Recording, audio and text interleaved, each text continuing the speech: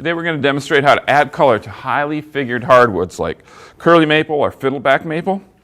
Staining highly figured hardwoods can produce some disappointing results if not done properly. Today I'm going to show you how to get it right. As you know, the key to any great finish is proper surface preparation. In this case, it means sanding. I recommend that you start with 80 grit and work all the way up to 600 grit or even finer. And here's a tip to get great sanding results and save time. Move the sander slowly across the surface, about 1 inch per second. Most people move the sander far too fast. Neither moving the sander faster nor skipping grips will save you time on this task. And remember, as you advance through each grit, your goal is simply to remove the sanding marks from the previous grit. There's one more step to do before we start applying color to the project, and that's to look for glue spots that may have survived the sanding process. The way I do that is by wiping on mineral spirits to see if any of them show up. The reason why you need to worry about it, if you find one like this, what will happen is the color won't absorb and it'll come out as a blotch. So if you find one, you need to grab your sandpaper and sand all the way from 80 grit right back up to your 600 grit. Then you're ready to apply some color. First, if you have drawers or a drawer front like this one, disassemble them from your project and finish them separately. You'll get much better results and it's much easier. I mentioned earlier that staining highly figured wood can be tricky, and that's because the wood fibers that make up the grain that we call highly figured are bent and twisted, if you will. And for that reason, they don't absorb liquid stains like typical pigment stain evenly.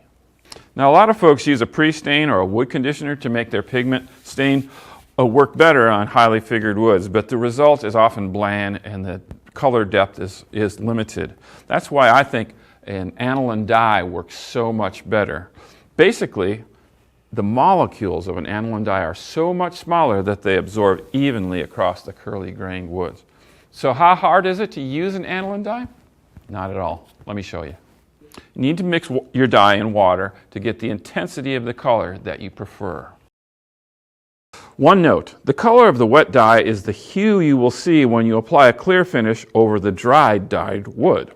To apply the dye to your project, simply flood it on with a sponge or a wiping cloth and then wipe off the excess with shop towels. Check for even application and then let it dry overnight. Now the dye has dried and we've actually polished down the raised fibers with some 600 grit sandpaper, and now we're going to apply our first coat of clear finish. We're using a Zinsser Sealcoat for that. It's a specially modified shellac, and what's great about it is it's going to dry really quickly and build up a film coat in a hurry so that we can get on with the process. Just like you did with the dye, flood it onto the surface and make sure the whole thing looks wet, and then towel it off and let it cure. Don't worry if you see a little bit of the color rising onto the rag. That's perfectly normal. Now, with the dye on the project and the first coat of clear finish, if you have any nail holes or cracks, now's the time to fill them. Take your putty, and if it's a perfect match out of the can, use it straight that way. If you need to mix colors to match the hue, that's the way to go. Put it in, let it dry, sand it off. With the holes filled, we're going to apply our next coats of clear finish. We could just build up shellac. Shellac is a perfectly durable finish, but some people like the extra protection of polyurethane. So we're going to apply at least 2 or 3 coats of a wipe-on poly. Apply it just as you did with the shellac. Flood it on. Make sure you get everything looking nice and wet. And then towel it off and allow it to cure. If you, like me, used an oil-based polyurethane, then you need to dispose of the rags properly. You need to lay them out in a flat layer and allow them to cure until dry to avoid spontaneously combusting. Now, if you used water-based poly or shellac, you can just throw those rags away wet, no problem. So that's all there is to it. You've successfully added color and a clear finish to highly figured hardwood. And I've got another tip for you. After the polyurethane has cured for at least 72 hours, go ahead and put on a coat of high-quality paste wax, rub it on, wipe it off.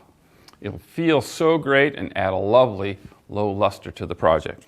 I hope you've learned a couple of tricks here. Thank you for watching.